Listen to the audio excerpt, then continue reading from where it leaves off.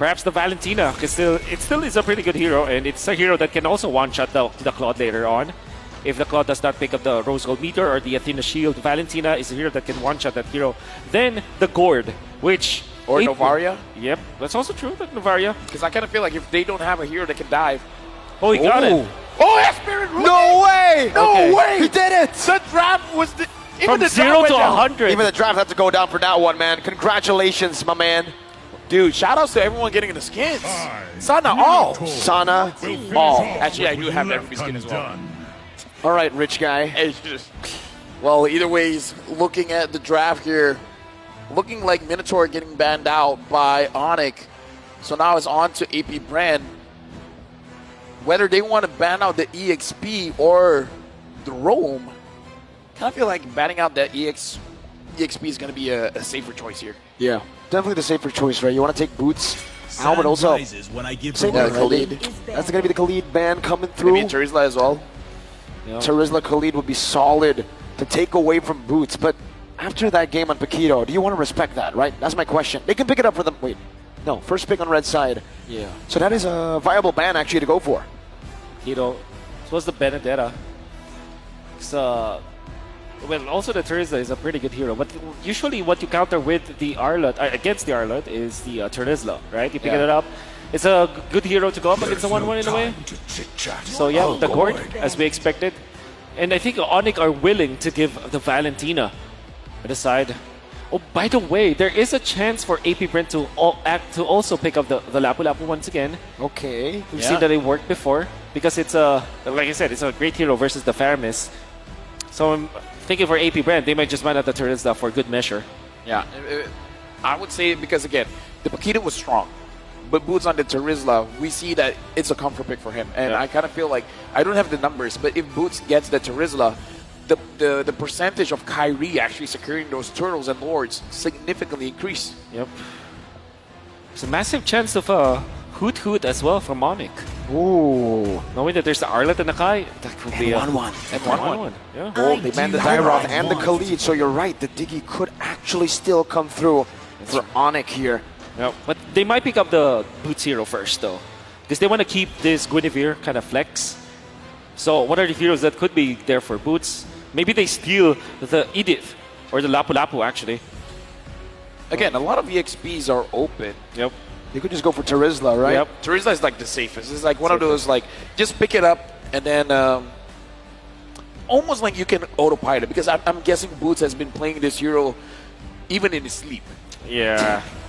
I'm sure. Like, oh, penalty zone. Penalty zone, yeah. He's a lot of XPs. I think XPs in M5 have just been that way, right? They can play Terizla in their sleep. It's the most common hero. They go for the hero that's not as common, but it's a Grok in the Roam, I'm thinking now, right? Technically flex still. Yeah, but technically. So far this tournament, have we actually seen a Grok XP? That's my question. I don't think so. We haven't. The pickups. For AP Bren, Lapu-Lapu still is a prime option. There's also the option of the Edith, because Edith is naturally a good hero going up against this Faramis. Where you spend that out. And then the Valentina, it's a valid choice as well for AP Bren, unless they want to go for Eve, which has been proven to be good against the Faramis. It is. Great against the Faramis. I mean, there's a reason why the Gore was banned out, right? Exactly. But they could also just go for the safest choice. Lilia. Yeah, Lilia is the safest choice. So now the clock is ticking down. A lot of good choices, and Lilia has picked up, and Damas flap again. I mean, he's been winning on this Damas, man. No reason not to pick it up. This might be the game-winning draft coming in from maybe Bren. The series-winning draft. Board wins all. That's why it's banned. That's why it's banned. That's why it's banned, Naisu. With the Dyroth being banned out, what else is left for Onic, for Boots to use going up against this Thams? There's still this Edith. It's just technically not a very bad hero, but at the same time, it provides you with the front line that you need. And then you can run down the enemies with it. Maybe they might even consider Uranus, actually. Oh. For that, they have the split push. For them to be able to have the split push, go Purify, and then you can stay in front of this Akai. Yep. Clock is ticking down. It looks like Onic. They're going to pick up the Phobius. It's all part of the plan. It's all part of the plan. AP Bren 4-3. I mean, we talked about the phobias the moment we saw the 1-1. That's right. Yeah, and then on top of it, the Arlet comes around, and then you think, okay, Phobius, if it's not picked, it's going to be banned. That's what you said in the first phase. It wasn't picked or banned, so it was picked up. We have Mr. Bomba again. Oh, there you go. And Mr. Basic as well. Mr. Basic and Mr. Bomba, the two Bs. Two Bs. We just need Beloyski to complete the BBB. All right, going into this game, will the phobias, will it be a difference maker, or will Boots won't be able to do much with it? Difference maker when it comes to the team fights, 100%. My problem is, how does it fare against the Thams in the EXP lane? I would assume that it's not that good. Well, There are many few heroes that actually win against the Thams in the laning stage. the golden road for this year is for the Sky Kings. 5 seconds till The dream is still alive for them to complete it, but they got to take down AP Bren. That is again in match point, where we're going into game number 6 to see whether it will end here or it will go all 7 games. At the start of the game, it's Kyrie who has a significant advantage on the Guinevere. This is the reason it's so heavily prioed in the draft. Baptiste and Ogwen, though, very aggressive start of the game. Actually clears it out very well. Kyrie has already rotated. This might be a miscalculation. Sans as well is here. Flicker out from Ogwen. Baptiste holding on to that orange buff. But in the end, will disengage. Yeah, interesting idea, because we know that the Phobius will not win against the Thams, but he gets level 2 now, so it's gonna quite an even matchup. And the reason why that happened is because Keyboy did the anti-glue treatment in M4. If you remember, they used the Grok to block the minions twice, so that the minions will be in favor of Boots. And that was a genius move coming out from Onic. That's why they drafted this Grok earlier on. We got to talk about Super Marco again. Now using the Master Assassin, where before this, he was a tenacity, but Kyrie trying to go for the invade. Spatial migration, retribution secures the invade steal over to the gold buff now. It seems like he should be able to find this for free unless, nope, Kyrie takes it.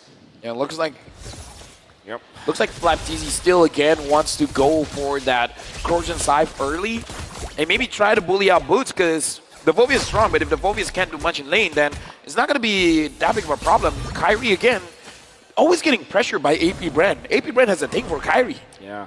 They know. I mean, he is cute, but you know. Even the fans in the building, CW versus Super Marco 1v1 battle. Oh my goodness. Marco able to escape, regen pop by CW. Does this mean Marco has already used it? Oh, a diamond tap! CW needs one, Super Marco gets away. My God, every little fight. Woo. I feel like after this game, they're going to be best friends, man. Yeah. They are. I mean, like, that Or kind maybe of... not, you know, I mean, like... I mean, dude, you bonded over a best of 7 like that? That's true. You gain respect, man. They have an even better or more special connection for sure. Flapteezy jumping forward. Violent Requiem locking few down. That's a lot of damage. Black Shoes as well with a heavy spin.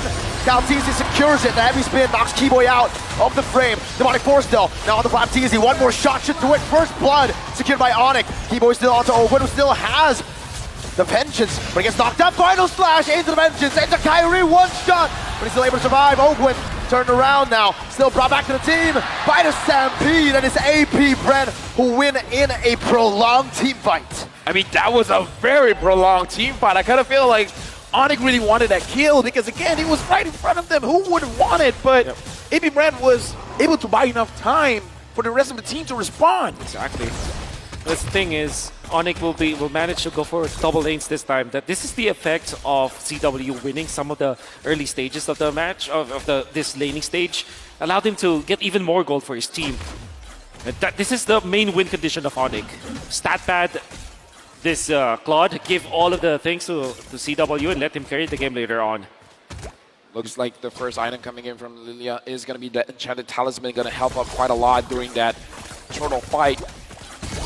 Well, CW as well as Super Marco, they're really going at it. Blazing Duet in the bottom lane. Super Marco going to be chunked down. He did get the gold buff, however, and Onic now tried to look for an angle to attack this bottom side of the map. Meanwhile, Spatial Migration into the Requiem finds a kill in the mid lane onto View. Without the Purify, he was a sitting duck. Able to force the Final Slash or the Purify onto CW.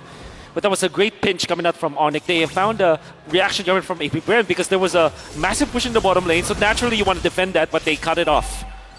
Right now, Kyle Kizzy has level advantage onto Kyrie.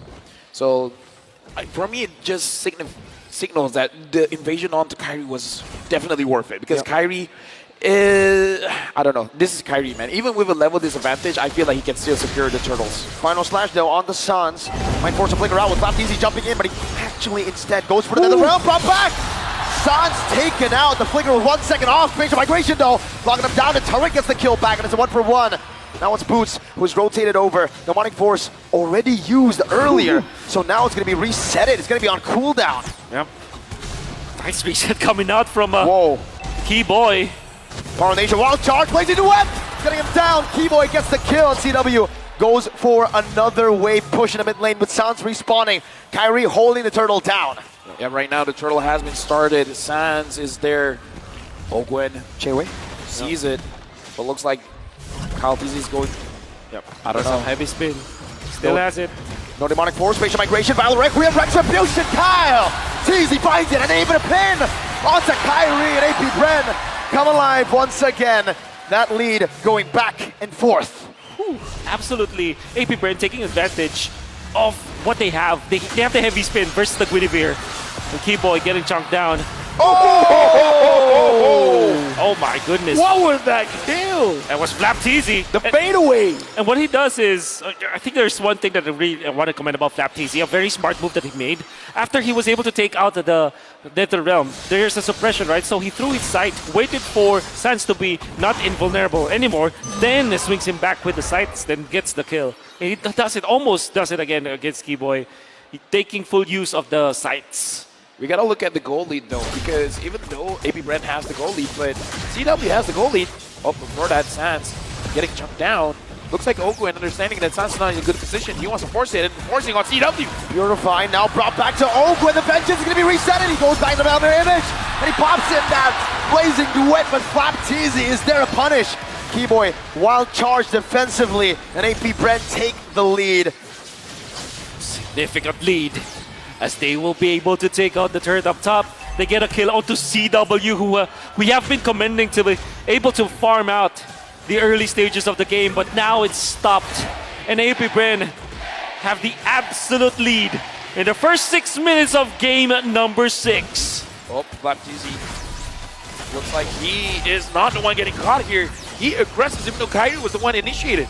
Yeah, even Keyboy now opens it up. Super Marco getting the turret in the bottom lane. Ogwen poking Keyboy down, doing a good amount of damage. But right now, AP Bren, they're moving as a unit. Boots is moving around Sans to make sure that Sans is actually able to survive, actually able to farm up. Look at Marco. Super Marco is just pushing. He's alone in the bottom lane. It's a 4v5 for Onic, but they're not actually going in just yet. They go for it. Spatial Migration, Battle Requiem, locking Ogwen down. That should be a kill. Kyrie picks it up. Meanwhile, the bottom lane, Tier 2 should be taken down by Super Marco. Few, so able to pop the Glooms in. Demonic Force, zoning Flap TZ away. Keyboy taking very low. Kyle TZ with a good pin down, but the Demonic Force is still on him. Few, Black Shoes, back away. That's Sans flickering forward. Kyrie finds the turtle. Meanwhile, Sans will fall. Flap TZ outplays him under the Tier 1. I mean, he was greedy, man. Like, he really wanted it. And the thing is, he paid for it. Right now, Onic, even though they won that tournament again. Yep. I don't know, man. I feel like losing that Tier 2 is going to hurt Onic 100%. in the long run. 100%. The only good thing that might have came out from that is the fact that they pushed the mid lane.